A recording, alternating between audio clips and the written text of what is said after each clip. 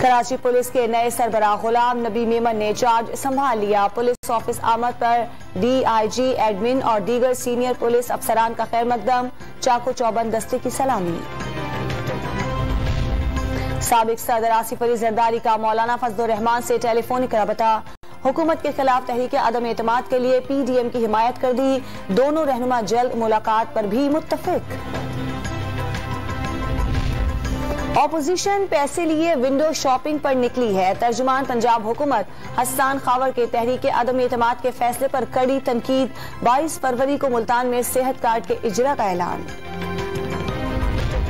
University of engineering काला शाह काकू campus के hostel में आग लग गई।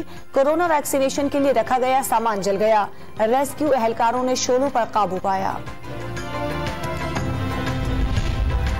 भारत 50,000 मैट्रिक टन गंदम पाकिस्तान के रास्ते ही अफगानिस्तान भिजवाएगा। 16 फरवरी से गंदम की फराहमी पर काम शुरू होगा। और जनवरी और फरवरी के लिए LNG की नई कीमतें मुकर्रर। दिसंबर के मुकाबले में जनवरी की कीमत $1.91 तक इजाफा हुआ।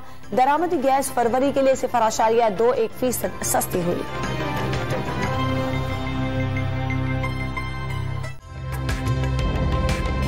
ताज़ा तरीन वीडियोस के लिए हमारा YouTube चैनल सब्सक्राइब करके बेल आइकन प्रेस करिए ताकि आपको मिले हर अपडेट सबसे पहले।